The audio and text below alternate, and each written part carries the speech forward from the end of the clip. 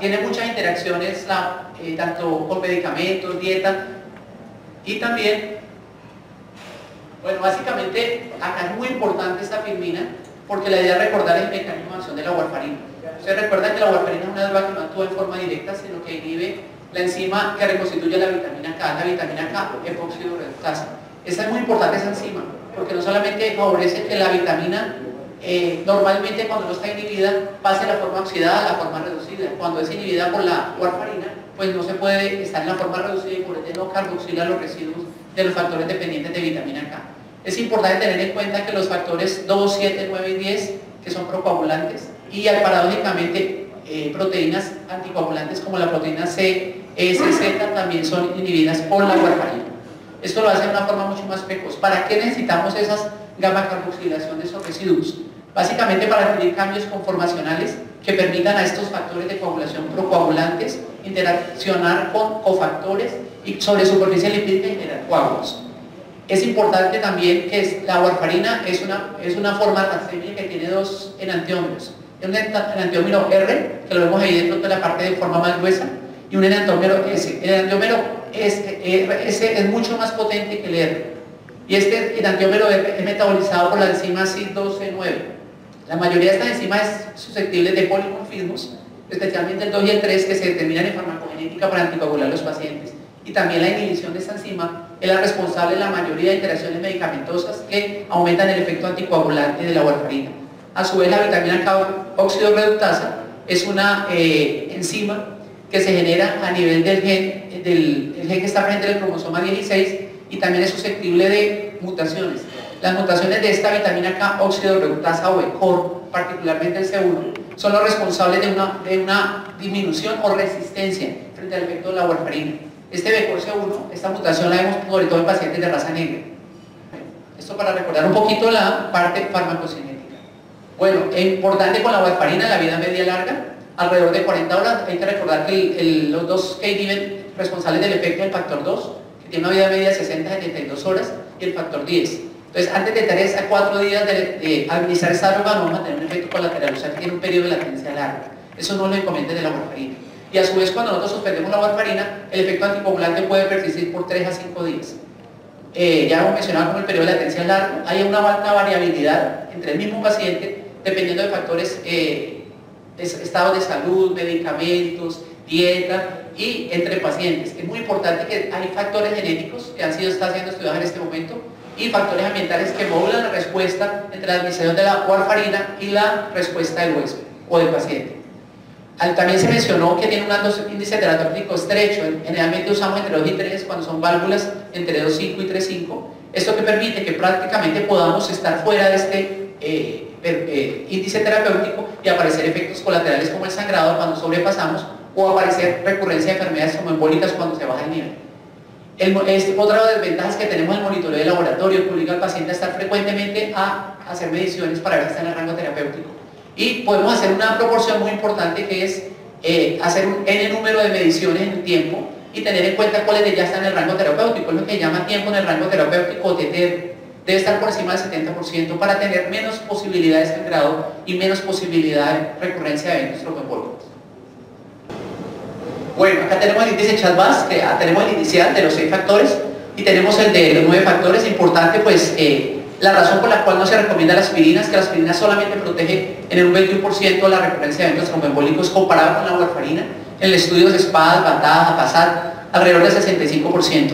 Pero ya cuando tenemos 2 o más criterios de Chat-Bas, realmente sabemos que alrededor del 4 a 5% anual de eventos tromboembólicos, frente a un riesgo de sangrado también de 3-4% por la warfarina. Entonces el índice favorece ampliamente la utilización de anticoagulación. Cuando tenemos 1, realmente le dan a uno la opción en las vías aspirina o anticoagulantes, pero ya se ha visto que el sangrado de la aspirina no es inocuo, alrededor de entre el 2.6 y el 3%. La warfarina apenas entre el 4 y el 5%.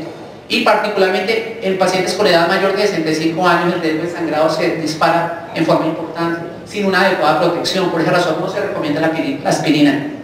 Tener en cuenta que cuando tiene todos los 9 criterios de Chat puede ir hasta el 20% anual de eventos tromboembólicos. Eso va sumando.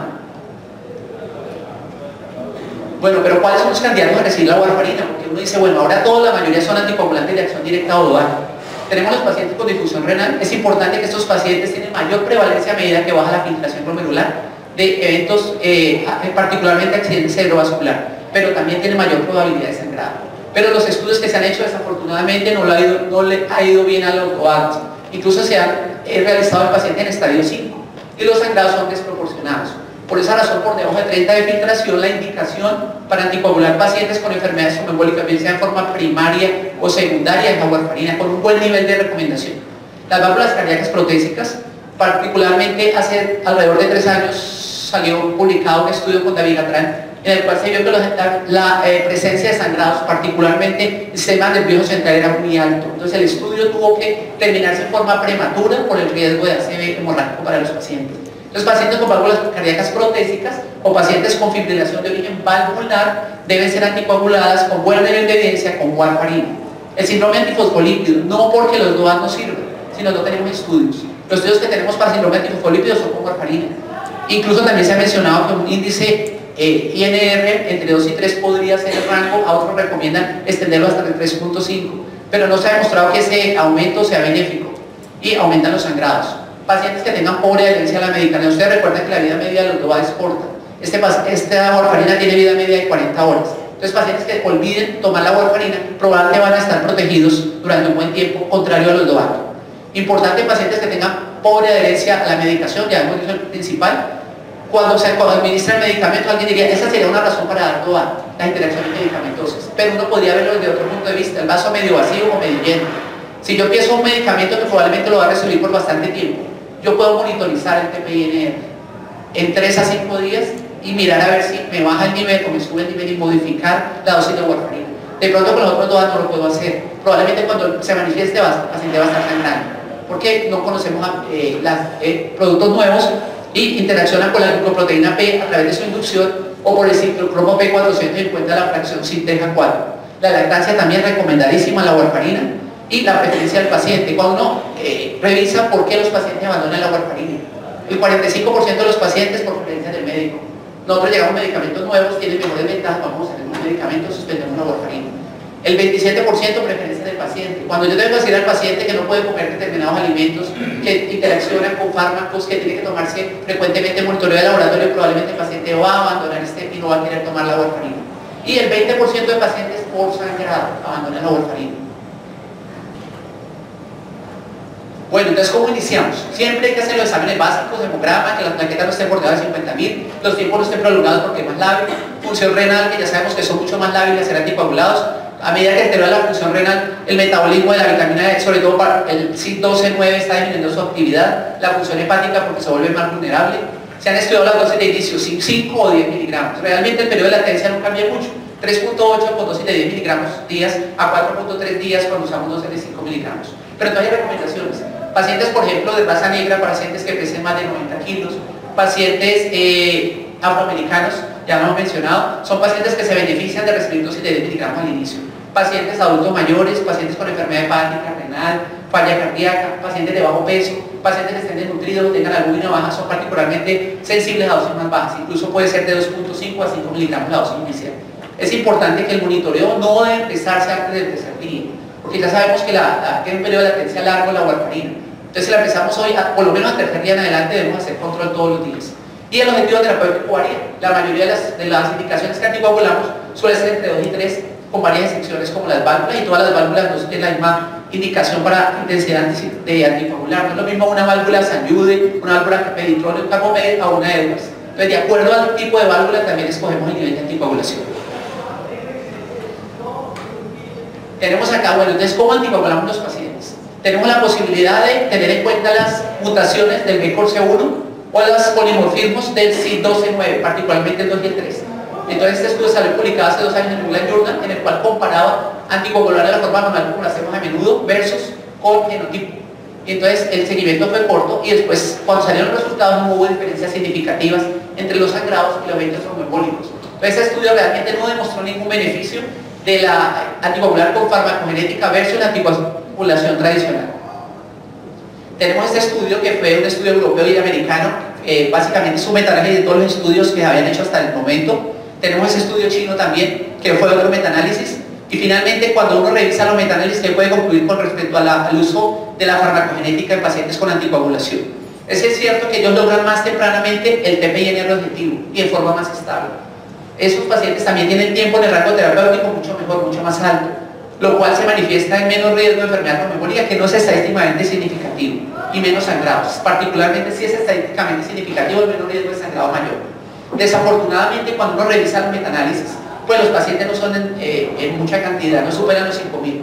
Y es importante tener en cuenta que es costo efectivo, pero el beneficio se ve después de las 4 semanas. En las primeras 4 semanas no hay diferencia entre anticoagular con genotipo o anticoagular de la forma manual. Entonces, pacientes que puedan requerir anticoagulación a largo término podrían beneficiarse del uso de farmacogenética. Tenemos los factores de riesgo para sangrados, que son muchos de los mismos, son las indicaciones para anticoagular, la edad, el ACV, el sangrado previo, el recibir medicamentos como los AINES, hay que ser muy cuidadoso con la warfarina, la aspirina porque potencia el efecto, recuerda, antiagregante, antitrombótico similar, los pacientes que tengan cirugía de alto riesgo, particularmente cirugía por cáncer abdominal, cirugía cardiovascular, cirugía de artectomía carotidia. Entonces son pacientes que realmente tienen bastante riesgo, los pacientes que abusan del alcohol, los pacientes con diabetes. Entonces, ¿cómo evaluamos ese riesgo? Vamos a ver primero las interacciones medicamentosas. Es importante tenerlas en cuenta, es el gran problema de la warfarina. Tenemos que aumentar su efecto, particularmente porque bloquean la CYP12/9. Ahí tenemos antibióticos que usamos todos los días, como el metronidazol, como el trimethoprim-sulfa, como las quinolonas, los azoles, las sulfas. Y también tenemos importantes cardiovasculares, la amiodarona, que no solamente la desplaza la una proteína, sino también que bloquea el CYP12/9. Tenemos también el litiacer, el propanolol. En cuanto a los analgésicos, prácticamente tenemos todos los Tuxid, la piroxicam, fenilbutazona. El alcohol también tiene un efecto dual a largo término, aumenta el efecto, a corto término lo reduce. Importante eso. Un medicamento muy importante que nosotros usamos con frecuencia es el omeprazol. Ustedes saben, actúa a nivel de telemantiómero R, prácticamente al CYP2/1A. Es importante tener en cuenta que esta interacción medicamentosa no es significativamente importante y podemos usarlo modificando los niveles de la warfarina. También antidepresivos como la sertralina, citalopram, entacapone, y tenemos otros ya menos probables. En cuanto a la potenciación del efecto, todos los inductores del sistema microsomal hepático reducen los niveles de la warfarina y hacen que bajen el nivel de INR. Ahí tenemos la carbamazepina, tenemos el ácido valproico, tenemos la rifampicina, tenemos la fenitoína. Siguiente. Entonces las interacciones medicamentosas son bastantes. Pero ¿cómo valoramos el sangrado? Tenemos el Hasbled. Hasbled ha sido muy criticado porque estos son los que utilizamos: la hipertensión, la alteración hepática o renal, el antecedente de ACV, el sangrado, la edad, la habilidad para ser anticoagulado, pacientes que requieren muy pocas dosis para lograr el TPINR o el uso de drogas o alcohol. ¿Por qué razón? Porque es un predictor de sangrados menores y también de sangrados mayores, pero no es un predictor de sangrado en el sistema nervioso central. Entonces vamos a ver qué pasa con cada uno de esos factores. Tenemos acá cuando tenemos de 0 a un factor, el riesgo es bajo, es de 1.2 a 2.8. Tenemos cuando tenemos 2 factores de Hasbled, el riesgo es moderado, sangrado, eso es sangrado anual, sangrado mayor, de 3.6 a 5.4. Y cuando tenemos más de 3 o más factores de riesgo en el Hasbled, tenemos sangrados anuales entre 6 y 9.5%. Esta me pareció muy importante porque son los mismos factores del Hasbled, pero tomaron el punto de corte los primeros 3 meses y después de los 3 meses. Y uno le llama la atención que el riesgo en todas las categorías se rebaja por lo menos un 50% después de 3 meses. Es un concepto muy importante. El sangrado mayor por warfarina se reduce después de los 3 meses de su uso. Muy importante ese concepto terapéutico.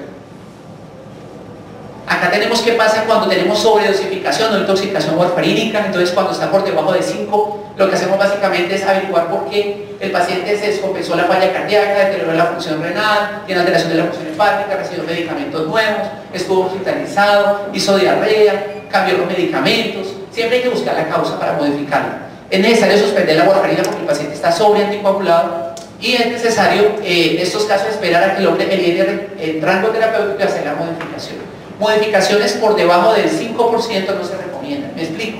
INR entre 1.7 y 3.3 no se recomiendan hacer modificaciones. Simplemente en 7 a 14 días pedir un nuevo TPINR. Pero si son mayores a eso, sí se recomienda hacer modificaciones. Y las modificaciones no pueden ser de tajo. Son modificaciones que deben oscilar máximo entre 5 y 20% de la dosis total semanal, bajas. Y esperamos 7 a 14 días para hacer un nuevo TPINR. Cuando está entre 5 y 9, uno diría, bueno, hay mayor riesgo de sangrado, está más alto. Entonces han hecho estudios en los cuales a uno le dan vitamina K oral y a otro le dan placebo. y el riesgo de sangrado es exactamente el mismo. Entonces básicamente lo que hacemos es lo mismo, omitimos dosis, suspendemos la warfarina, revisamos las razones por las cuales se prolongó el TPNR para modificarlas si es posible o adecuarlas, y en caso de alto riesgo podemos dar vitamina K oral, generalmente entre 1 y 2.5, máximo 5 miligramos oral. Es importante que cuando está mayor de 9, pues a todos nos da miedo, y ese paciente va a sangrar. Entonces ese paciente usualmente lo hospitalizamos, le damos vitamina K, puede ser oral, que ya 24 horas entre el 20 y el 40% han reducido por debajo del rango terapéutico, o le damos 1 a 2 miligramos de vitamina K para enterar. Si ya es muy alto el riesgo de sangrado, puedo considerar el uso de concentrado de protrombina.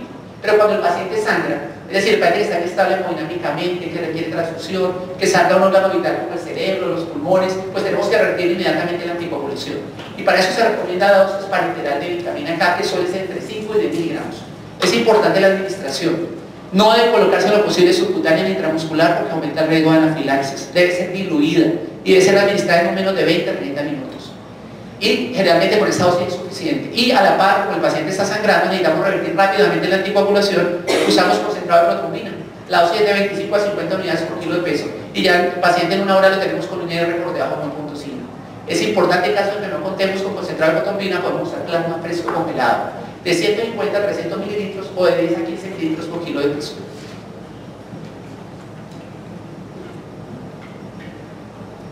Bueno, ¿qué hacemos con los pacientes que están anticoagulados y requieren procedimientos? Usualmente es quirúrgicos. Entonces es una cirugía urgente. Me toca revertir inmediatamente porque las urgencias ponen en peligro el riesgo de la vida para el paciente. Entonces, ¿qué hago con el paciente? Vitamina K, 5 a 10 miligramos IV, en bolo, en infusión y diluida. A la vez concentrado de protrombina, 25 a 50 unidades por kilogramo de peso o plasma fresco congelado. La cirugía programada, ahí sí tengo que pensar un poquito qué voy a hacer con el paciente. Entonces, ¿cuál es mi riesgo de sangrado para la cirugía y cuál es el riesgo de embolismo recurrente? Si el riesgo de embolismo recurrente es alto y el riesgo de sangrado es bajo, como podríamos haber una cirugía de bajo riesgo, podemos recomendar no suspender la anticoagulación y hacer el procedimiento con la anticoagulación. Miraremos cuáles le podemos ofrecer esta alternativa. Pero ¿qué pasa cuando se trata de un paciente que ha tenido una CB recientemente o ha tenido embolismos recurrentes o tiene válvulas cardíacas protésicas o que tiene una enfermedad tromboembólica en el último trimestre, particularmente en el último mes? Son pacientes que tienen que recorrer hasta el 9% anual de eventos tromboembólicos. En ese caso podrían beneficiarse de la terapia puente. Este es un nivel de evidencia 12, no es tan bueno el nivel de evidencia, todavía nos faltan estudios. Entonces son los procedimientos que pueden estar, por ejemplo, la cirugía dental menor, la profilaxis, la endodoncia, la periodoncia, la extracción no complicada, podemos ofrecerle que lo hagan sin suspender la anticoagulación. Procedimientos dermatológicos menores o biopsias excisionales también podemos autorizar sin suspender, o procedimientos ya gastrointestinales como CPR pero sin intervención, o colonoscopia sin biopsia o endoscopia. Podemos autorizar sin suspender la anticoagulación, particularmente en pacientes que tengan alto riesgo de enfermedad tromboembólica recurrente. Pero bueno, entonces, ¿qué hacemos con los pacientes con la terapia puente? Entonces, este estudio salió publicado a finales del año pasado, es el estudio Bridge, o puente, en inglés. Es importante que tomaron a los pacientes que tenían fibrilación auricular y los tuvieron en los grupos. A uno le ofreció la terapia puente, le hicieron con erteparina, 100 unidades por kilogramo de peso, empezaba al tercer día antes del procedimiento y suspendiendo la warfarina 5 días antes del procedimiento, y los otros no le hicieron terapia puente.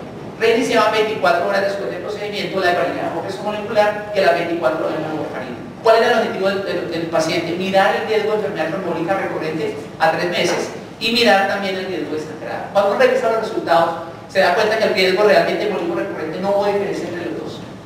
0.4% versus 0.3% en el periodo de observación. Cuando uno revisa los sangrados, 12% sin puente versus 20% con puente en el sangrado menor. Cuando uno revisa el sangrado mayor, pasó de 1.3% a 3.2%, casi que se triplicó el sangrado menor. Eso para decir, la conclusión de este estudio fue que realmente la terapia puente aumenta el riesgo de sangrado, particularmente en mayor. Podríamos recomendar alegremente que el paciente no debe recibir terapia puente porque va a sangrar más. Pero cuando uno mira cómo fue seleccionado los pacientes, la mayoría tienen un Chalbás promedio entre 2 alrededor de 1.1, o sea, muy bajo un Chalbás, realmente por debajo de 4. No están incluidos pacientes con enfermedad tromboembólica venosa, no están incluidos pacientes con válvulas cardíacas protésicas. Y cuando uno mira los procedimientos quirúrgicos, no había cirugía cardíaca, no había cirugía neurológica, no había cirugía medular, no había cirugía abdominal por cáncer. Entonces uno realmente no podría decir que realmente esa conclusión puede adjudicarse a todos los pacientes con fibrilación auricular. Entonces, podríamos aplicar el estudio Bridge solamente para los pacientes que reúnen esas características. estar cursando el estudio Periopet 2, que va a salir en el 2017, donde incluye pacientes con válvulas cardíacas protésicas, pacientes con enfermedad trombólica venosa, para tener procedimientos de cirugía mayor, para ver si debemos o no debemos hacer el puente. En este momento la recomendación es 2C. O sea, pacientes que tengan enfermedad trombólica reciente debemos hacer terapia puente, usualmente en el último mes. Pacientes que tengan válvulas cardíacas protésicas o tengan ACVs recurrentes o tengan ACV en los últimos 3 meses. El estudio no incluyó pacientes con ACV en los últimos 3 meses. Entonces no sabemos qué pasa con los pacientes. Y también es importante tener en cuenta que pacientes que tengan fibrilación auricular con Charles mayor de 4, pues uno tendría la duda, bueno, yo le ofrezco terapia puente, me da miedo no ofrecerle terapia puente, de pronto el paciente me hace enfermedad tromboembólica. Entonces básicamente, ¿qué hacemos frente a un procedimiento invasivo con los pacientes? Entonces lo primero, el día 5, suspender la warfarina, es necesario chequearla. 3 días antes usar heparinas de bajo peso molecular o heparina no fraccionada. En estudios pequeños no hay diferencia entre usar el uno y el otro en cuanto a sangrado y enfermedad tromboembólica recurrente. Y el día anterior, la última dosis de heparina de bajo peso molecular la ponemos 24 horas antes del procedimiento. Si usamos heparina no fraccionada, podemos suspender la infusión 4 a 6 horas antes del procedimiento.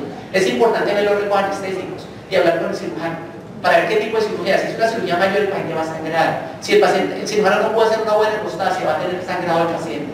Entonces, el paciente que vaya a tener una buena hemostasia o el paciente que ha tenido una cirugía mayor, se recomienda empezar la anticoagulación a las 48 horas con heparina de bajo peso molecular y simularmente la warfarina, sobre todo cuando piense en la vía oral. Es importante tener en cuenta que yo digo ya a las 24 horas en paciente que tiene alto riesgo de enfermedad tromboembólica puedo usar heparinas, pero en dosis profilácticas. Esa es la recomendación porque no tenemos estudios. Entonces, el paciente que usted considere que el riesgo de la cirugía no sea mayor, podemos empezar a las 24 horas de heparina no fraccionada.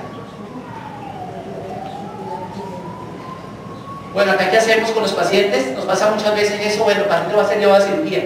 Entonces, ¿qué hacemos con el paciente de nuevo? Entonces, suspendemos 5 días antes. Hay que estar pendiente de la noche anterior a la cirugía, porque es probable que no hayamos logrado los sentidos de FP y NR. Ustedes saben que para autorizar una cirugía, el NR es menor de 1.5, que más de mayor de 2 el día anterior, puedo usar vitamina K en baja dosis oral o endovenosa, de 1 a 2 miligramos. Y tengo que hacer de nuevo el día de la cirugía. Si ya definitivamente no pude lograr, mi NR está mayor de 1.5, entonces la pregunta es, ¿puedo diferir la cirugía? Si puedo diferir la cirugía, la difiero mientras logro mi NR por debajo de 1.5. Si no logro diferir la cirugía, pues entonces coloco concentrado de protropina o plasma congelado para lograr el objetivo por debajo de 1.5 y autorizar la cirugía.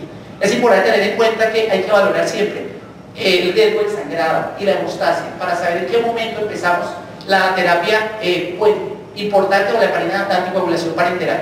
Importante tener en cuenta que el problema del puente no es el puente preoperatorio.